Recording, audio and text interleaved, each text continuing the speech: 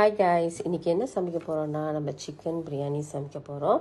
So இந்த ஒரு பானையில் வந்து சிக்கனை வெட்டி அதில் வந்து கொஞ்சம் மஞ்சத்தூளும் அண்ட் ஜிஞ்சர் கார்லிக் பேஸ்ட் போட்டு கொஞ்சோண்டு உப்பு போட்டு மேரினேட் பண்ணி வச்சுக்கோங்க. பார்த்துக்குங்க, உப்பு கொஞ்சமாக போட்டால் போதும், அந்த உப்பு லேசாக அந்த சிக்கனில் இறங்குறதுக்கு.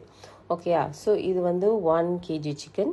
ஸோ இதை தனியாக நம்ம மேரினேட் பண்ணி வச்சுக்கிறோம். ஓகே, இன்னொரு கடாயில் ஒரு பாட்டில் ஒரு ஃபியூ ஸ்பூன் ஆஃப் கீ நம்ம போட்டுட்டு, அதே மாதிரி இன்னும் கொஞ்சம் எண்ணெய், குக்கிங் ஆயில் போடணும். தட் மீன்ஸ் ஃபுல்லாகவே நம்ம கீ போட போகிறதில்ல, ஆயிலும் கீயும் மிக்ஸ் பண்ணுவோம். ஓகே, ஸோ இது வந்து ட்ரை இன்க்ரீடியன்ட் நான் மேலே எழுதியிருப்பேன், நீங்கள் அதை பார்த்து போட்டுக்குங்க. ஓகே, ஸோ இப்போ வந்து இது வந்து இந்த நெய்யில் வந்து கொஞ்சம் பொரிஞ்சு வரணும். ஓகேயா?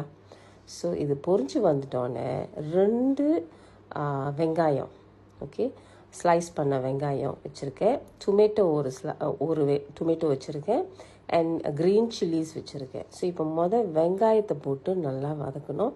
ஒரு மாதிரியே ப்ரௌனிஷ்வாக வர வரைக்கும் நீங்கள் வதக்குங்க. அது வந்து ரொம்ப தீய விடாதீங்க, இல்லைன்னா ஒரு கசப்பு வரும்.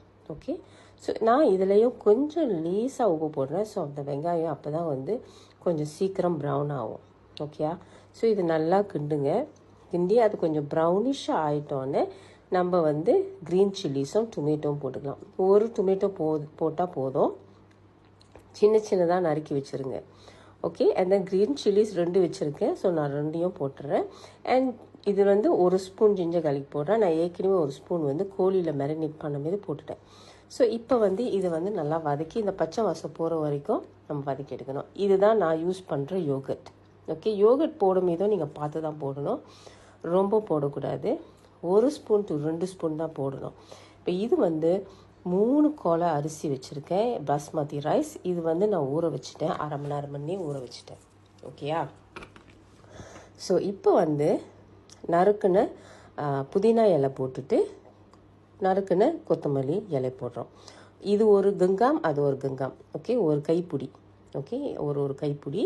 ஓகே, இது வந்து 1 ஸ்பூன் சிக்கன் கறி பவுடர் போடுறேன். ஓகே, அதுக்கப்புறம் 1 ஸ்பூன் சில்லி பவுடர் போடுவேன். ஓகேயா?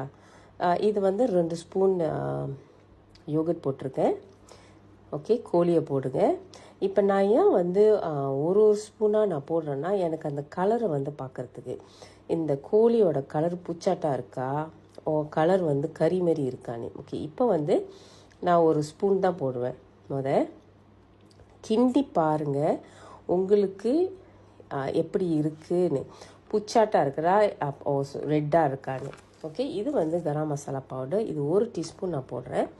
ஓகே, ஏன்னா இது வந்து 3 கோலை அரிசி. ஓகேயா? 3 கோலை அரிசி வருது.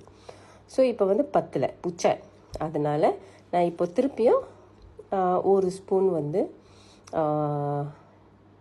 சிக்கன் கறி பவுடரும் சில்லி கறி பவுடரும் போடுறேன். ஸோ இப்போ இந்த கலரை வந்து நீங்கள் பாருங்கள், ஒரு கோழி பெரட்டல் மாதிரி ஒரு கன்சிஸ்டன்சி வந்துருச்சு. ஓகே, தண்ணி ஊற்றும் போது அளவு பண்ணி தான் தண்ணி ஊற்றணும்.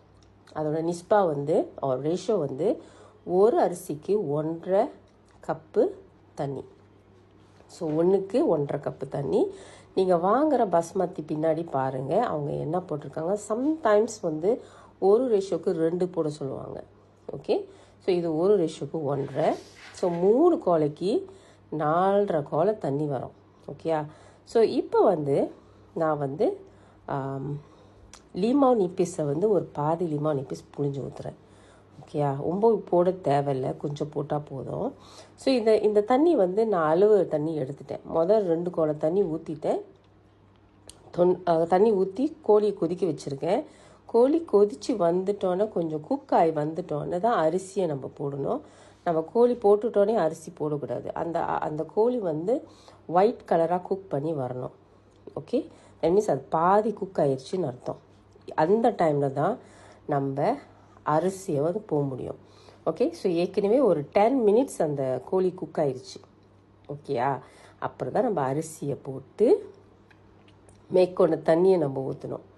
ஓகே, ஸோ கோழிலையும் தண்ணி வரும். ஸோ பார்த்து. ஸோ நான் இங்கே வந்து சந்தான் நீங்கள் யூஸ் பண்ணலாம், இல்லைன்னா மில்க், ஃப்ரெஷ் மில்க் யூஸ் பண்ணலாம். இல்லைன்னா ஒன்றுமே பாய்க்காட்டி பரவாயில்ல, அந்த பால் பாய்க்காட்டி பரவாயில்ல. இது வந்து ஒரு டேஸ்ட்டுக்கு தான், அது வந்து கம்பல்சரின்னு இல்லை. ஸோ 3 கோலை அரிசிக்கு 4.5 கோலை தண்ணி. ஓகே, ஸோ இந்த மாதிரி வந்துட்டோன்னே நீங்கள் டம் போட ஆரம்பிச்சிடணும். ஸோ நான் வந்து ஒரு பிளேட் வச்சுருக்கேன், நீங்கள் தோசைக்கல் கூட கீழே வச்சு ஆன் பண்ணி விட்டுறலாம். ஆன் பண்ணி சீட் வந்துட்டோன்னு தான் நீங்கள் அது மேலே எடுத்து வைக்கணும் இந்த பாட்டை. ஸோ இந்த டைமில் வந்து இங்கே வந்து அதோட ப்ரெஷர் வந்து கொஞ்சம் ரிலீஸ் ஆகும் லெஃப்ட் அண்ட் ரைட்டும் அந்த பாட்டில். அதனால தான் நான் வந்து வெட்டான துணியை எடுத்து மூடுறேன். ஓகே, ஸோ இந்த டைமில் இது ட்ரை ஆக ஆரம்பிச்சிருச்சு. நான் கொஞ்சோண்டு நெய் மேலே தூவி விட்டுட்டு கொஞ்சம் கொத்தமல்லி அண்ட் ஆல்சோ புதினா இலையை வந்து தூவி விடுறேன். இல்லாட்டி பரவாயில்ல, நம்ம ஏற்கனவே போட்டாச்சு. ஸோ இப்போ பிரியாணி ரைஸ் ரெடி. இது ஒரு 5 மினிட்ஸ் தான் டம் பண்ணணும். ஆஃப்டர் 5 மினிட் அடுப்பு அடிச்சுட்டு அது அதிலே இருக்கட்டும் 5 நிமிஷத்துக்கு. நம்ம chicken biryani ready. Okay, thank you very much. Try பண்ணி பாருங்கள். பாய்.